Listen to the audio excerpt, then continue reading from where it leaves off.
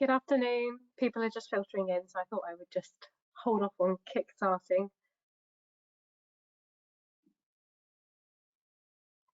But thank you for joining our webinar on creating the perfect ambient environment for calves as part of our wider pneumonia campaign. We've got David Ball, lead environmentalist specialist from AHDB speaking, along with Sophie Mahendran, who is a veterinary lecturer at RVC, who will come on the screen shortly, hopefully.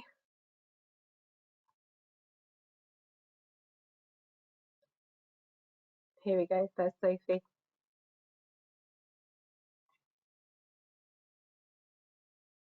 And we're just waiting on David.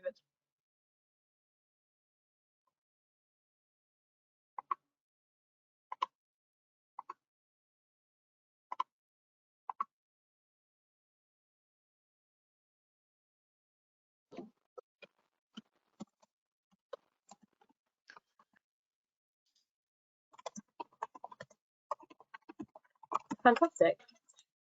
Hi both. Hi. So we'll just kick off with some housekeeping for attendees. So everybody is on. If you have a question, there's a little question box that you can click on to type any questions. And I think that Sophie and David are happy to have questions about, so we'll get through hopefully all of your questions that you have. Yeah, and if everybody just stays on mute, that's fantastic. So we'll kick off now.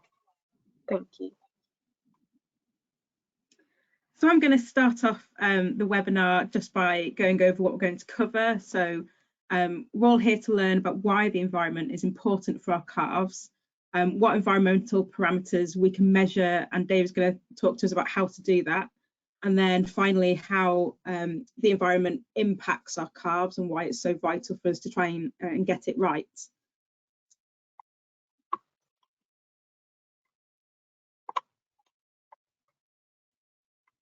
So if we could start off just with a poll, I'd be really interested to see how many of you actually do any environmental monitoring in your calf sheds at the minute.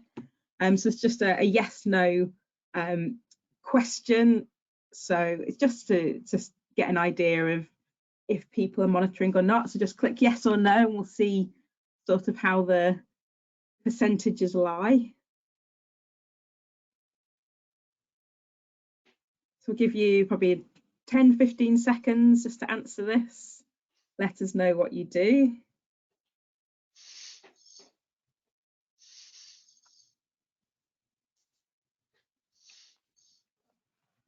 And then hopefully Daisy can show us the answers. So, oh, interesting. So it's a nearly 50-50 split. So some people are already carrying out some forms of environmental monitoring, and some of you aren't. So hopefully by the end of this seminar, those that aren't doing any monitoring might have been persuaded as to the helpfulness and importance of doing some monitoring.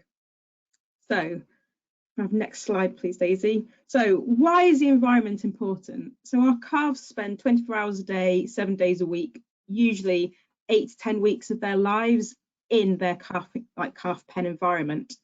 Out of this time, they can be lying down for 15 to 19 hours a day. They spend a couple of hours a day eating, and then the rest of the time exploring their environment and interacting with pen mates and playing with each other. So it's really important that we make sure the housing we provide gives the calf a beneficial environment that helps them be comfortable, both in temperatures of warm summer, balmy days and the cooler winter months that we're in at the minute. We need them to stay dry. We need to have enough light to encourage these calves to be active and to feed. We need to reduce exposure to pathogens, things that are going to make them sick. And we also want to allow for positive social interactions, both with other calves and with the people looking after them. If we leave calves in damp, dirty environments with very little social stimulation, we know that our calves will become stressed. This raises their internal cortisol levels, the stress hormone, and this really negatively impacts the immune system. They're much more likely to ingest your scour pathogens, so E. coli and Cryptosporidium, and get diarrhea. and they're also more likely to inhale the respiratory viruses circulating in a poorly ventilated shed. And this eventually leads to sick calves and reduced growth rates, and also increased mortality. So as a general rule of thumb, if you don't want to live in your calf shed, neither do your calves. And hopefully now we're going to sort of tell you some of the specific environmental parameters that we can look at. So I think next slide, please, Daisy. So another poll question. I think if you type the answers into the question box, if you could let us know what parameters you think you can or you do measure in your calf shed, that would be great.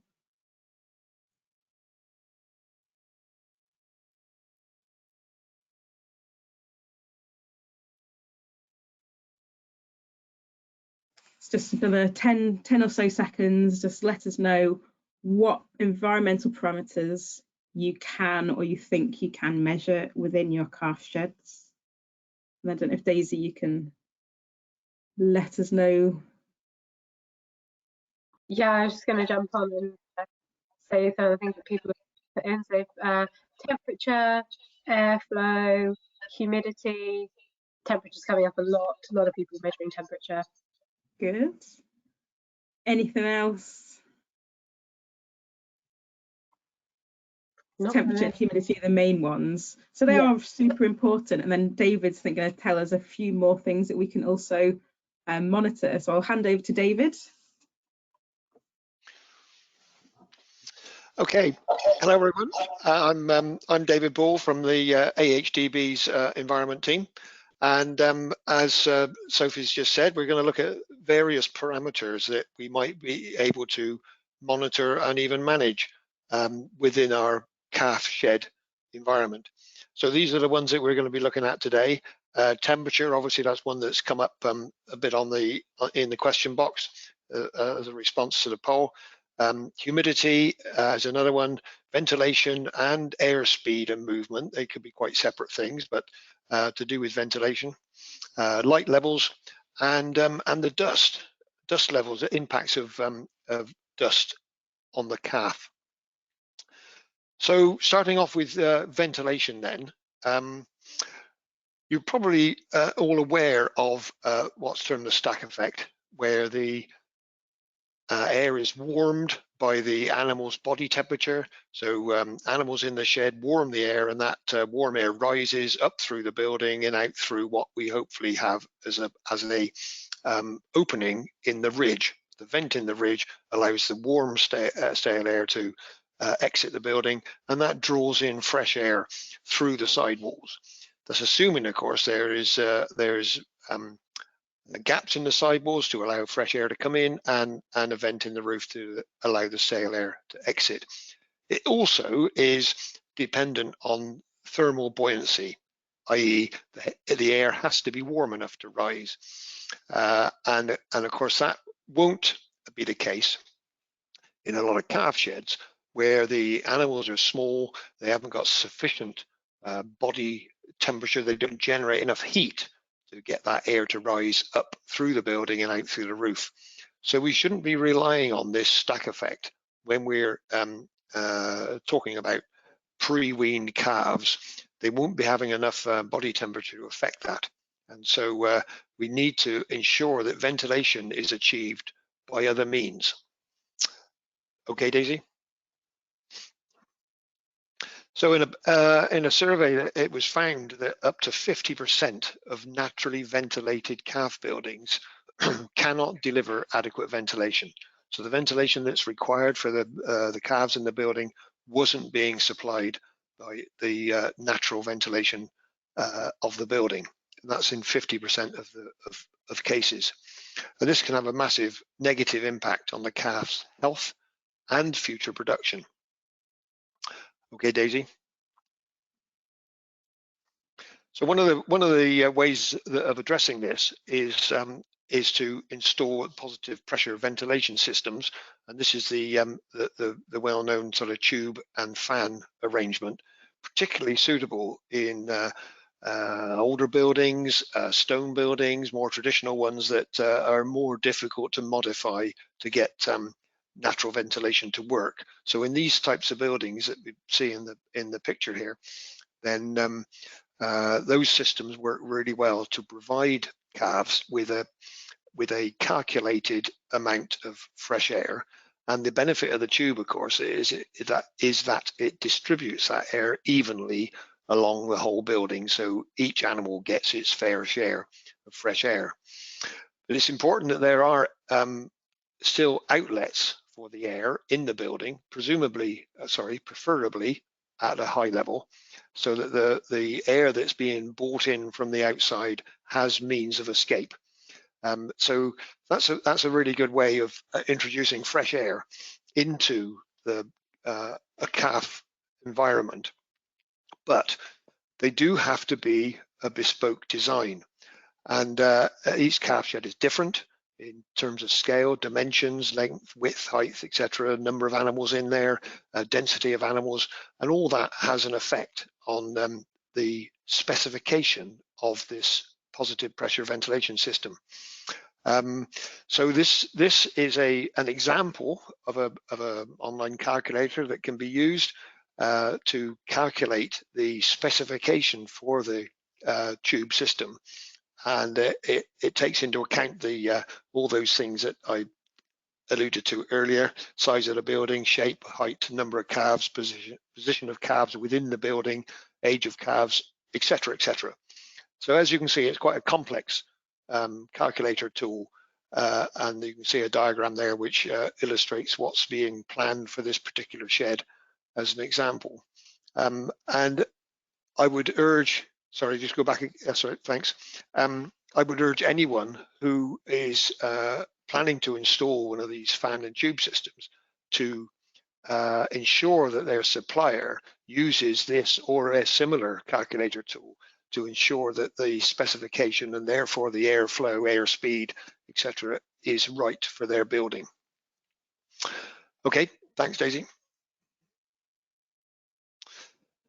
So ventilation is important, as we heard, and it affects the air quality. Air movement through the building will remove heat, moisture, dust, microbes, so pathogens, and harmful gases. So all those things that we're looking to try and have an influence on, ventilation will improve air quality in all those parameters. And that it's important that we keep a monitor of those, and so that we know whether it's being effective in terms of moisture and heat, etc. And it's important to keep all those within the limits, so that they're not harmful to the animal's health. Okay, Daisy. So we need ventilation. We need airflow through the building. We've now established that. But of course, we don't need a draft. Calves are very vulnerable to drafts. It presents them with a chill factor, and it's important to protect them from drafts. So we can see an example here in the photograph of a bit of rubber belting fitted to the bottom of a door to prevent the draft coming in through the door. Now it's useful to appreciate that when the airflow, the natural wind speed externally of a building comes up against the building, hits the building, it's got to go round it or through it. And if there's a gap in that building, the air will go through it. But in order to get the volume of air that's approaching through that gap, the airspeed has to increase. The air has to go faster to get through what amounts to a restriction. And so holes within buildings will increase airspeed. Hence, those gaps under doors, for example, will create increased airspeed for the calves and cause them a problem. So ventilation is important, but it's important to stop the drafts. So just as a little bit of a summary here about airspeed, airspeed of about 0.1 meters a second 0.15, that sort of level, is considered to be stale air, not really much movement at all. But we need an airspeed of around 0.25 meters a second for the calf, to experience fresh air in its environment. However, if we get up to the levels of 0.5 meters a second, that's a draft. And so we can see that the band range there of the ideal conditions for the calf is fairly narrow, and it's important to try and achieve that. And that can be achieved by either measuring it with an anemometer, pictured on the slide there, or another option would be to use smoke bombs that can form a visual interpretation of air movement. And what we're trying to aim for is an airspace of about 6 to 12 cubic meters per calf within a shed, and a minimum of 4 air changes per hour. And of course, we don't know that. We don't know what it is unless we measure it, either by actually measuring the wind speed or a visual interpretation through something like smoke. So I believe next we have a video on the next slide. Daisy, are you there?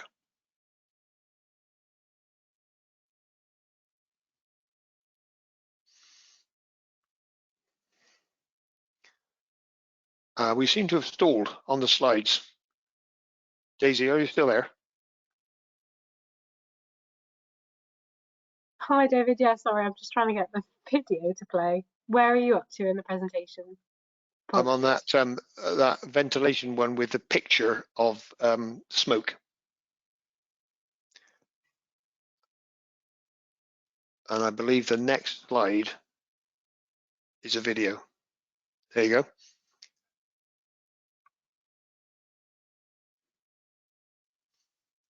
Can that be played? It's only a very short video. I'm trying to play it, but I don't believe it, so I think we'll have to carry on. Apologies. Yeah. So apologies that the internet doesn't appear to be allowing us to play that to any great extent. So, but you get the picture. There's a smoke bomb there nestled in the bed, and it gives you a visual interpretation of where the smoke's going and how fast it's going there, and where it's the exits and the time it takes to clear the building. Give an indication of the air exchange. Okay, thanks, Daisy.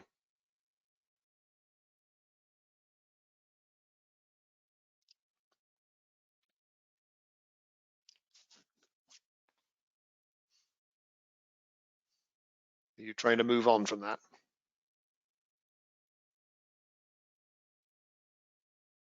I have just clicked onto the next slide. I hope it's going to catch up in 2 seconds.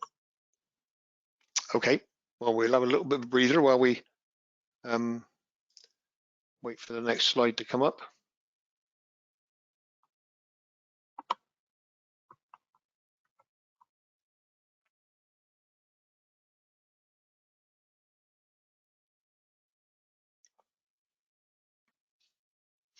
Okay, thanks, Daisy. So a bit of a hiccup there with the old technology, but we've managed to move on now to talk about relative humidity.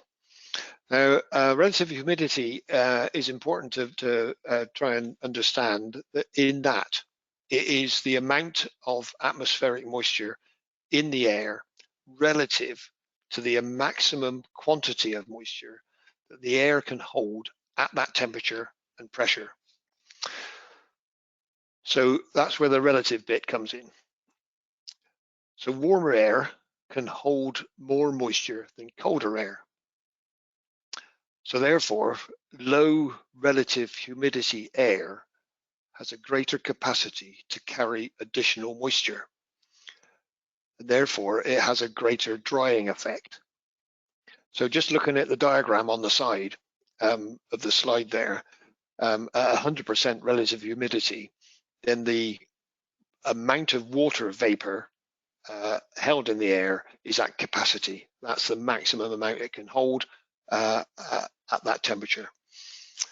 But if the temperature increases, then the amount of water vapor that the air can possibly hold increases. The amount of water vapor stays the same, so therefore the relative humidity drops.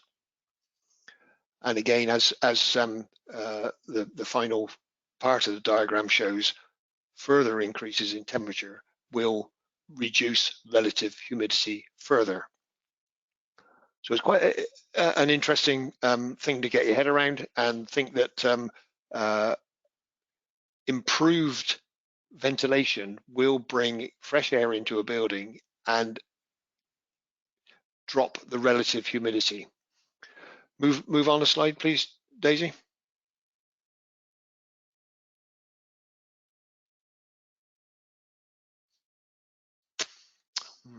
Yep, okay, thanks.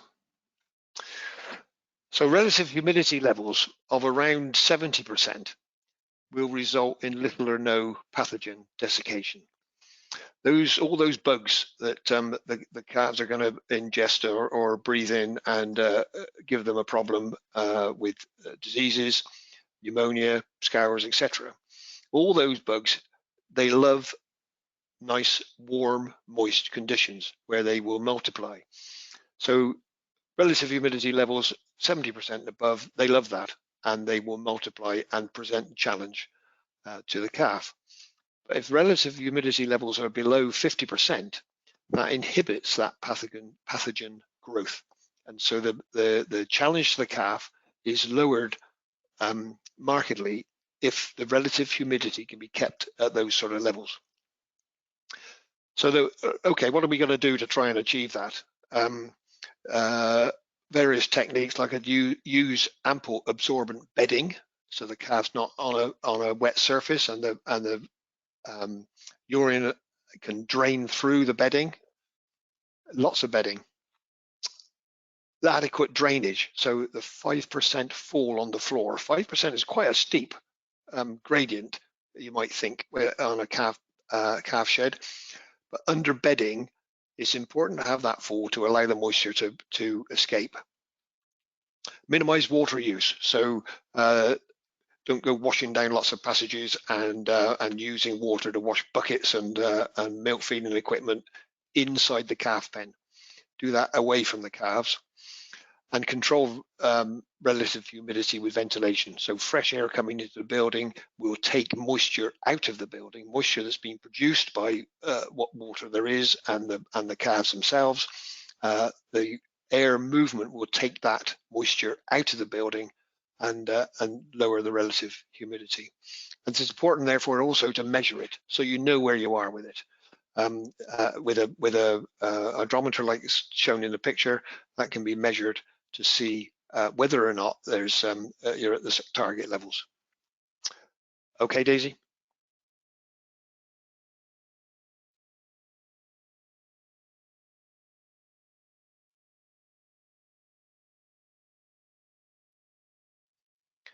Seem to be having a little bit of a delay on the slides.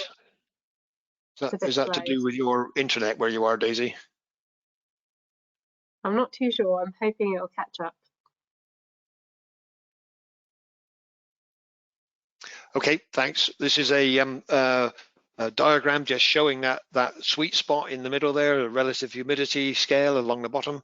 50% humidity would be ideal in order to help control those pathogens or the bacteria, virus, fungi, etc., all the way down the left-hand side there. So that you can see that sweet spot. If we get up to the 70, 80, 90%, those pathogens are starting to thrive. Okay, Daisy?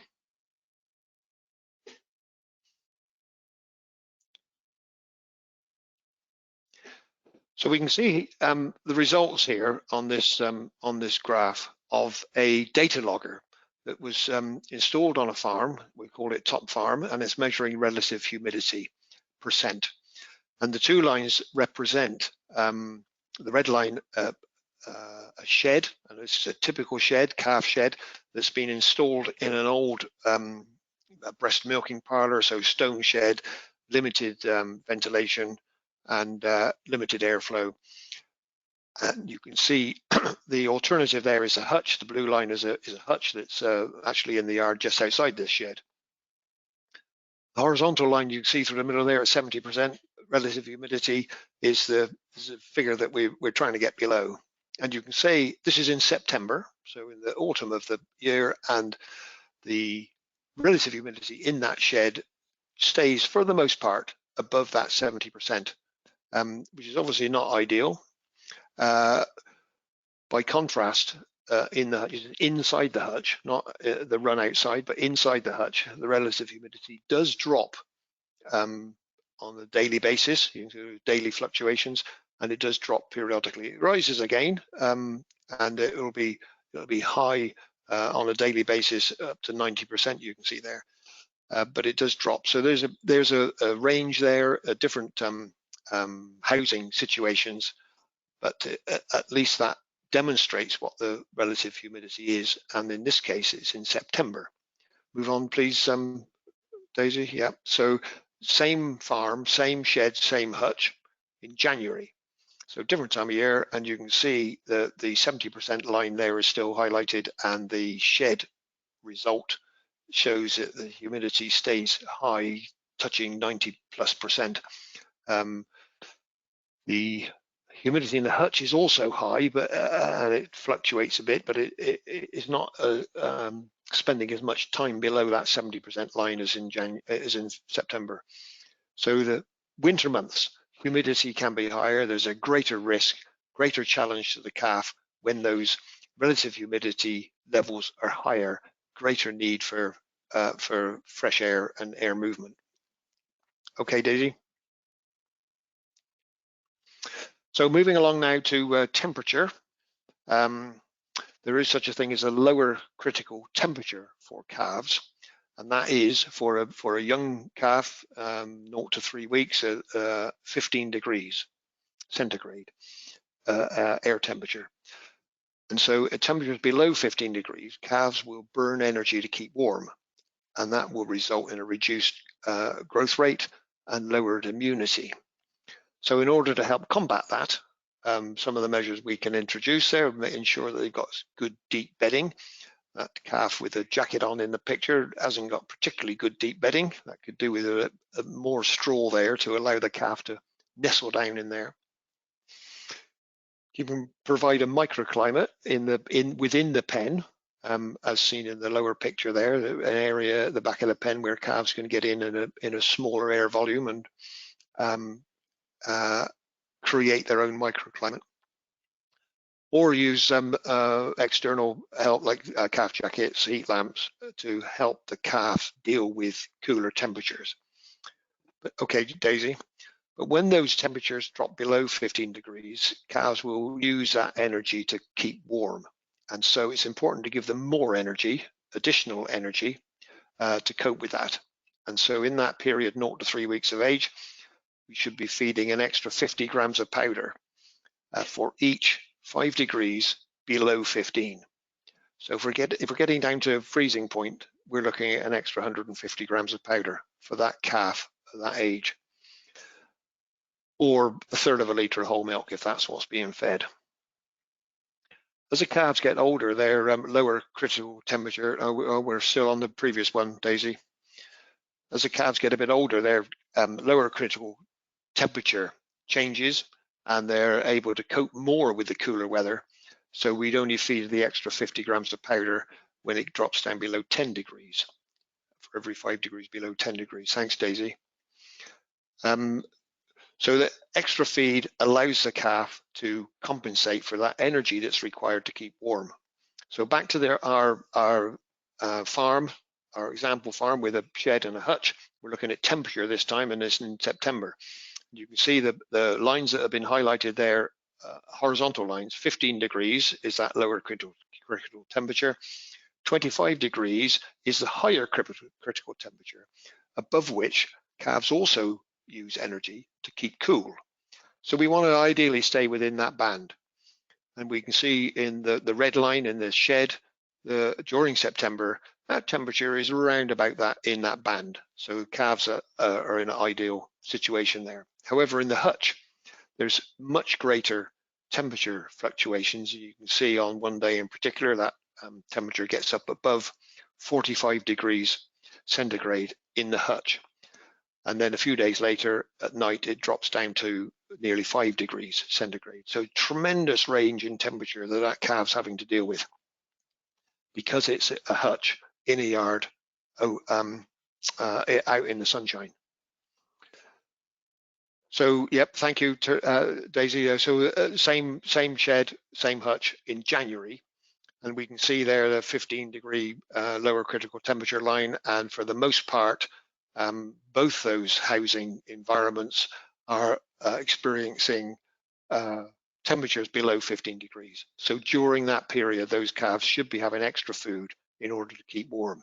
There's a brief spike above the 15 in the hutch, but generally speaking, that temperature indicates extra food and extra measures are needed. Okay, thanks. So this is important, as Sophie mentioned earlier. Any stress on a calf, whether it's heat stress, stress from being cold, stress from being hungry, stress from being mixed with different calves, any stress that the calf is experiencing will increase their cortisol levels in their blood. And high levels of cortisol result in immune function reduction. So calves are less able to fight off infection that's present. So in our example of the temperature, just at the time when the calf's feeling stressed out because it's cold, and maybe feeling a bit hungry, then she's more vulnerable to the sorts of pathogens that are going to be floating around in her environment. Okay, Daisy? So we got a quick summary here. Ventilation, don't rely on the stack effect, and try and get the airflow at the correct level. Enough for fresh air, but not a draft. And protect from, that should say from, protect from drafts. Humidity, try and keep it below 70 and ideally 50 with effective drainage and minimizing water use and effective ventilation. And the temperature, feed additional feed if it's below the lower critical temperature for calves, provide a microclimate and help the calves with things like jackets and heat lamps. Okay, I think we're now going to just move on from that. We just had a couple of questions for you, David, actually. Okay. So it was to do with, somebody's asked, where could they get a humidity monitor from? And then also sort of where should that then be placed? Okay, so the relative humidity hygrometer, you can get them from garden centres, because often these things are used by people who've got greenhouses, etc., or a DIY store, or of course the internet. Just search on the internet, and no doubt there are numerous suppliers that can supply a monitor. But it's better to try and get one that's a data logger, so that it comes with some software that you can put on your laptop, and that will allow you to monitor the or look back over the results over a period of time and produce the sort of graph that you've seen on the screen, so that you can see what the range is. And as far as positioning goes, it should be positioned in the building as near as possible to the calves, but out of their reach, so they can't touch it, but as near as possible so that it represents or measures a representative humidity that the calves are actually experiencing. Mega, thank you, David. We'll now pass on to Sophie.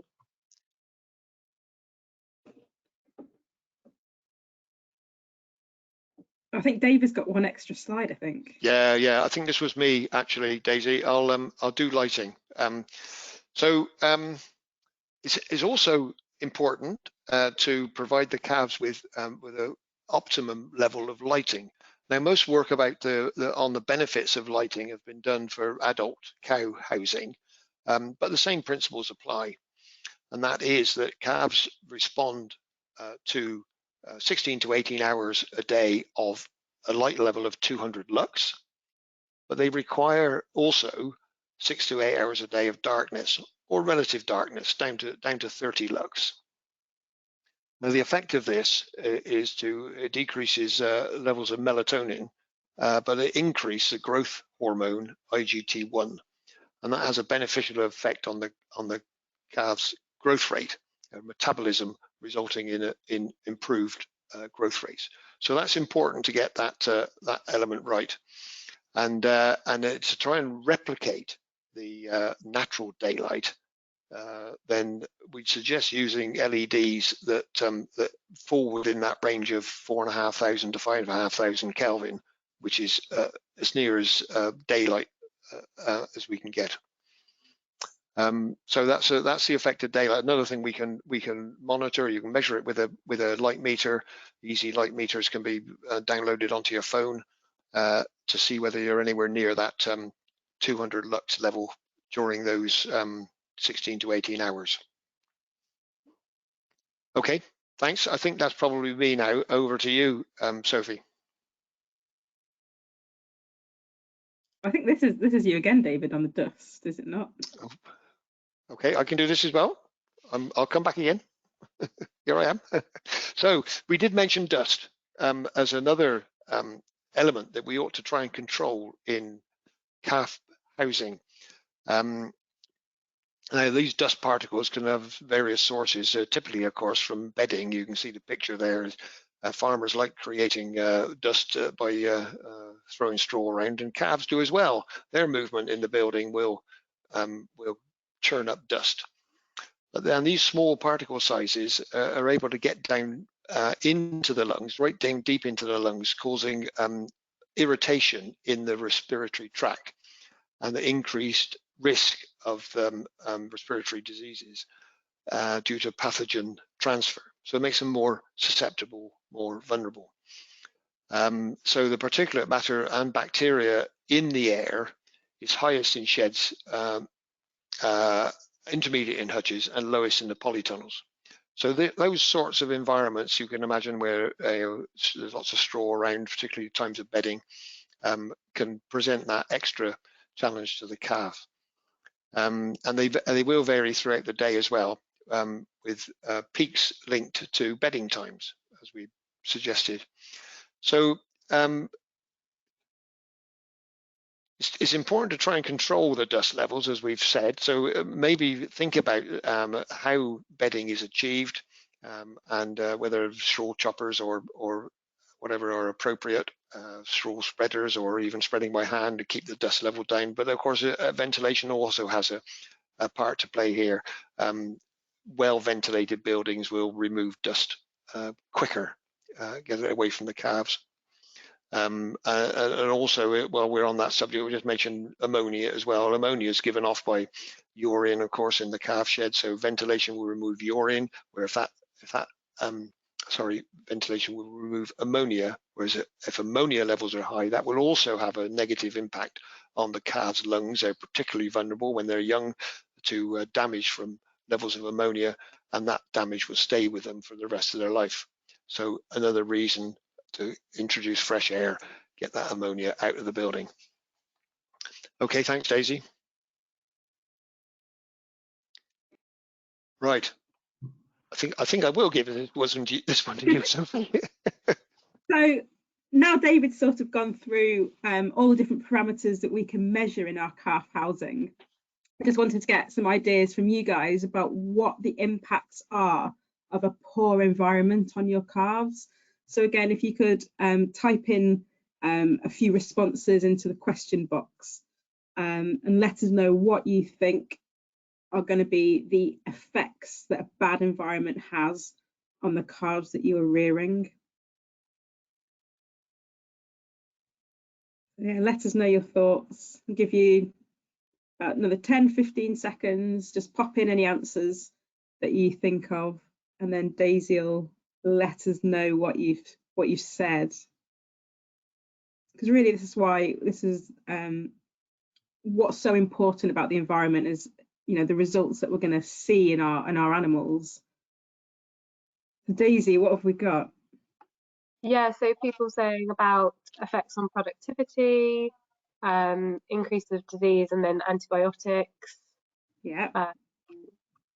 Just general like wear, I suppose, in a shed. Like if it's not a great environment, you keep using it rather than investing in it for calves. I think a lot on productivity really, and then medicine use, high cases of pneumonia, bad feet, reduced intakes, more work time, poor So actually, morale. it sounds like you guys genuinely do have, an understanding of what the impacts of our environment are. So you've covered a lot of them there, and I'll just go through a few more in detail, just to try and help make sure you understand sort of why we're so interested in that environment. And essentially, it's what you said, a poor environment really does reduce the resilience of our calves. So we really want our calves to grow about 800 grams per day, and they also need to be able to successfully fight off infections so they don't become ill. Our calves will inevitably be exposed to pathogens, but if they have a good immune system and have ample energy from their feed, they should be able to fight off infection and not become sick. Anything that compromises our goal of a resilient calf will lead to continued poor growth, delayed onset of puberty, and an older age at first calving. So heifers that are small when they calve down for the first time are at an increased risk of dystocia, so they're going to have calving problems. And they also have lower milk production. So when these heifers are still growing, when they enter the milking herd, instead of producing milk, they actually use their energy to carry on growing. Similarly, if we have our older heifers calving in, they generally have a decreased milk yield over their lifetime, and they're much more likely to be culled. And if we've got older heifers, it costs us more money to take them from birth up to calving, and we generally then end up with lower numbers of replacement heifers, which limits your culling ability within the herd. And so the upshot of all of this is that if we can get our calf environment as good as possible, we're going to calve our heifers earlier, they're going to produce more milk, and it's going to give us a more viable lactating herd. Shorter term, the things that are going to impact us immediately is hard work. So looking after sick calves is time consuming, and it takes a lot of energy, and it costs money in drugs. So all of those things really take away a farm's ability to be productive and effective if we're battling sickness. I'm going to talk to you about some of the specific environmental parameters, but it's important to remember, I think, overall, the solution to pollution is dilution. So simply, if we make sure we have enough housing for all of our calves, we will avoid overstocking. So if any of you have looked into the housing grants, they're sort of suggesting 3 meters squared per calf, and that's really to try and reduce our environmental pressures. So fewer calves in a house mean there's less feces, there's less urine, there's less dust, and generally the calves will have a better environment overall.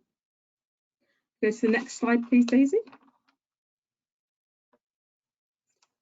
So David talked a lot about temperature and the real importance of both being too hot and too cold. So that 15-degree threshold is a temperature at which young calves will get cold and they waste energy keeping warm rather than growing. So calves have a really high body surface area to mass ratio, and they've got rubbish insulation, so they've got very minimal subcutaneous body fat. And so for about 6 months of the year in the UK, our calves will experience some levels of cold stress. So the photos at the bottom are thermal images, and this just to demonstrate how much heat a calf loses. So the dark purples are sort of colder temperatures, and the brighter oranges and whites are high temperatures. So hopefully you can appreciate the calf on the left, which doesn't have a jacket on, is expressing a lot of heat. So that heat is being lost to the environment, whereas the calf on the right-hand side is wearing a calf jacket, and that provides an insulating layer for the calf. So research shows they don't necessarily get better growth rates with a calf jacket, but it does provide insulation and also will keep the calf much more thermally comfortable. The other thing to note in these pictures is the nestling score of the bedding. So again, David mentioned in his slide, you could see the calves of the legs of the calf, sorry, sat on top of the straw, so they were not able to nestle in. Whereas in these photos, you can see the straw is covering those legs, and it means the calf is able to create a little sort of warm pocket to sit in. And that's really important for them to try and keep warm. Go to the next slide, please. So then conversely, as David said, heat stress roughly happens about 25 degrees. Really, the impacts on the calf of heat stress are very similar to cold stress. So you get reduced growth rates, you get immunocompromised calves, there's an increased risk of disease, and particularly respiratory disease. So calves that are hot and are panting to try and cool themselves down, they are an increased risk of respiratory disease. We know that the sheds have most stable temperatures, and hutches and polytunnels can have very big ranges of temperatures, so big highs during the daylight and dipping quite low at night.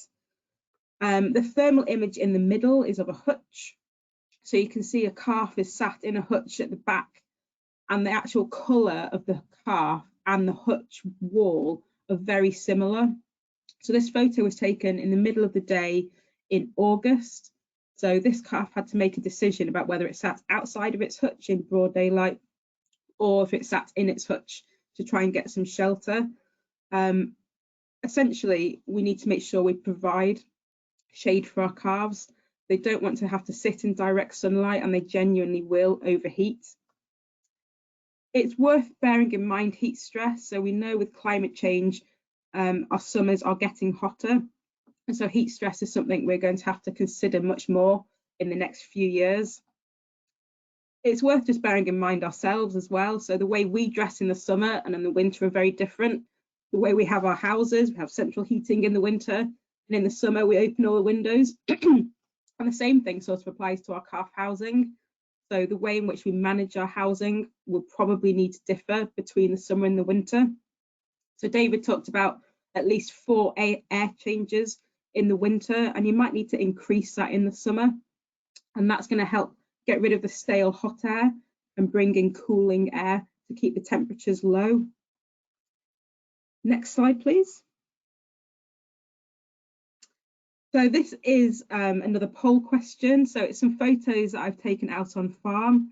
And I just want to get some ideas about what you think is going on in these photos. What can you see? So again, if you type some answers into the text box, just let me know what it is that you think is going on. So you pop your thoughts into text box and let us know. So these are pictures of hutches. What do you think is happening here? So we've got water pooling, condensation, flooding bedding, a porous surface, poor drainage, vegetation growth. Yeah, perfect. So really this is just demonstrating the siting and the drainage that David talked about. It's that 1 in 20 or 5 degree slope. This is super important for hutches and igloos. So you need to ensure you have that drainage, and you need to make sure the water is running completely away from bedded areas. So stagnant water just leads to wet straw. Wet straw allows proliferation of our scour bugs, and essentially you're going to end up with diarrhea in your calves. The middle picture is actually the inside of a hutch, and this is condensation. So the water is not able to exit in the hutch, and it sort of condenses and then runs down the side of the walls, and that just again gives you wet bedding. It really shows why ventilation is so important, because we need to get rid of that water. We don't want to have it where our calves are lying. Next slide, please. So I've just added a slide in here about enrichment. So although it's not strictly about the ambient environment, actually enrichment's really important for enhancing the living space and improving overall well-being of our calves. So it helps reduce frustration and abnormal behaviours such as cross-sucking. So it's important to remember that calf welfare not only covers physical well-being, but also mental and emotional well-being of our animals. There's many enrichment options that you can use. A lot of them will involve sort of oral behaviours, so things they can chew, lick and suck on. You can also provide novel forages, such as things in hay nets, and this can help increase roughage intake, which is really important leading up to that weaning period. Other enrichments use a more grooming type behaviour. Cattle naturally rub on trees or poles and abrasive surfaces. And just like cows, they actually really enjoy having brushes, especially the mechanical ones. So it's just something to bear in mind if you're going to improve your calf housing environment. Think about adding in some enrichment as well, because the calves genuinely will enjoy utilising them. Next slide, please. So a final question for me. This is a photo of a shed of one of my clients. It's a small family-run farm, 80 dairy cows, and they invested a few years ago in revamping their calf shed. So I just wanted to get some ideas from you guys about what you think and what design features you can spot in this photo that are really good and that maybe you could think about implementing on your own farms. So again, if you type in any ideas you've got, anything you can spot in this photo that's good, or if you spot anything that's bad, let us know, and I'd be interested to see what things you spot. I think Daisy will come back in a second, so let us know what you've been typing. Yeah, so people talking about the positive airflow tunnel, the gale breakers and the retractable blind, good Yorkshire boarding, air tube. Then somebody has commented on a possible draft under the door. Yeah, good spot. Yeah. Top bridge on the shed. Yeah, nailing it. Lots about the tube, so. Perfect. So there's so many good points, all the ones that have just been listed. So this was an old shed and they've just retrofitted it. So all the things you've said, the positive pressure ventilation tube, and they got a commercial company to come out, measure up and work out the flow rates needed.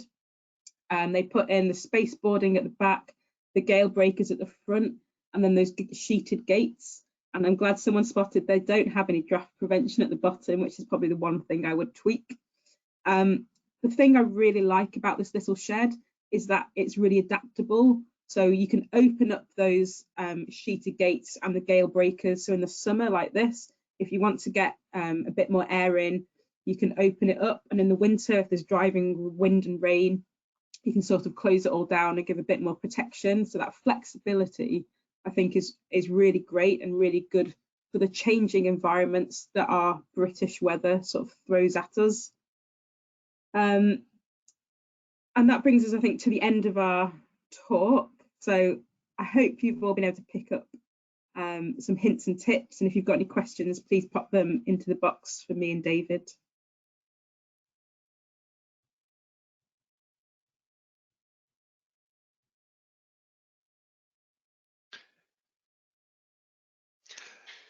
Can I jump in first there, Sophie, and just going back to your previous slide, your picture there.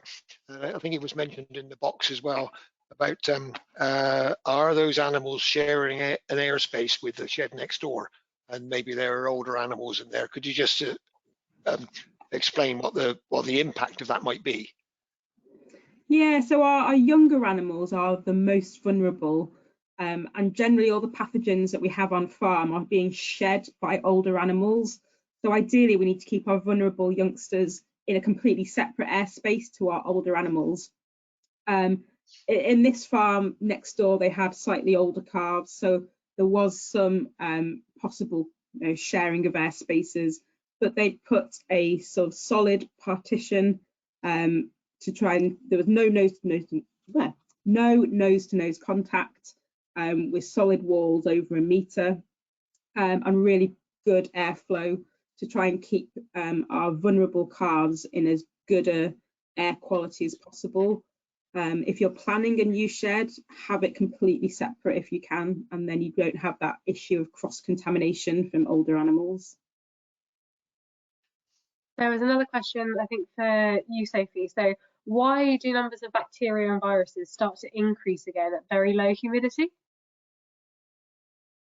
Was this from David's graph? I think generally speaking, dry is best.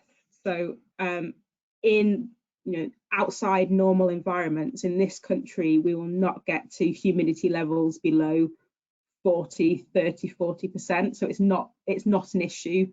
In a scientific lab, it's a bit different, but in real life terms, in the UK, we never get below a humidity level of 30 or 40%. So it sort of doesn't really matter with the bugs that we're dealing with. Okay, and then either David or Sophie, whoever wants to take this one, thoughts on igloos versus hutches? David? Sorry, Daisy, did you say me? You broke up a little bit there. Igloos versus hutches. Well, the principle of both of those, of course, is that animals have the option to be inside in a more protected environment or outside in a more exposed to fresh air type environment. And I think from a point of view of the calves environment, it can provide a good environment for calves. However, the outside area does need, I believe, to be protected from the rain and the weather and the wind, and so those outside areas do need to have that protection. As far as hutches being a sort of group housing situation, calves do perform better in groups than they do in single individuals. In fact, it's a legal requirement that calves have sight and touch of other calves. But of course, as Sophie suggested, overpopulating any area can have a detrimental effect, increased challenges to animals. So those multi-hutches or igloos or that type of housing, if it's overpopulated, can present a bigger problem to calves.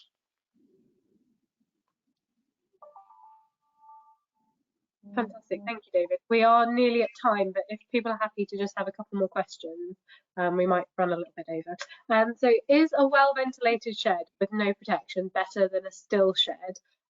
Somebody's commented that their shed is open to the elements, however they have no cases of pneumonia, which is due to the ventilation being so good. So I suppose maybe Sophie, for you, is ventilation the priority, or are there things that we should be ranking to protect calves higher than that? I think as long as your calves are protected from a draft at calf level, then having excellent ventilation, having a lot of airflow is not a problem, but we just must make sure that at calf level, so 1.2 meters and below, making sure that air isn't too fast, so less than half a meter a second. In the winter, they will get cold if you've got a lot of air coming through your shed. So as long as the air is moving above calf level, it's not a problem. You can provide them those little micro environments, so lots of deep fluffy straw bedding, making sure it's dry, use of calf jackets if needed, and then using your growth rate monitoring. The calves will tell you if they're cold and they're not growing, then you know you need to change something in the winter months. But if your growth rates are staying where you want them to be and you're happy, then that tells you your shed is working well as it is. Also, solid internal partitions, Sophie, to to try and break up that airflow if it's a very well ventilated shed. Not only the external walls, but internal partitions as well to be solid. Yeah, and it gives that breakup of groups. So again, no nose-to-nose contact between smaller groups is really good to try and biocontain disease as well. So it's all round a good idea. Absolutely. A good one for you, David. How beneficial are insulated roofs? Insulated roofs on calf sheds. I'm not sure that they would go a great deal of the way towards keeping the building warm, or in fact during the summer months, negating the heat of the sun. But they will help towards formation of condensation. So condensation on the roof surface, dampness, that moisture in the air condensing on those surfaces is not good, of course, as we saw in Sophie's picture in the hutch. So an insulated roof will help protect that, protect against that. Thank you. And then I think we've got one final question, which maybe Sophie you can tackle for us. Is enrichment beneficial post-weaning age? I know you touched on that a bit. Yeah, so enrichment is actually important regardless of the age of the animal. So even older animals, even in the lactating, in the milking herd, will benefit from enrichment. They love rotary brushes. Post-weaning, it's great. It's a very stressful time moving from a milk to a solid diet. So giving them things to distract them, especially the toys that they can suck on, that can be helpful if you're struggling with things like cross-sucking. So enrichment's applicable across the age spectrum. There's things suitable for all ages of animals, whether it be the brushes, just some hanging chains, hay nets, anything that's cleanable you can use for enrichment. Fantastic. Thank you very much. I mean, that's all the questions that we've had come in for the time being, and we have run a little bit over, so apologies for that. But thank you so much, David and Sophie, for giving up your time, and thank you for everybody who's attended and watched. This is obviously part of a wider ongoing calf pneumonia campaign throughout November, so please make sure to check the website for more webinars that are coming up this week and then through the rest of November. But thank you for spending some time with us and learning a lot. I learned a lot. And apologies for the delay in slides, David. No problem. Thank you very much, guys. Thank you. Thanks, everyone.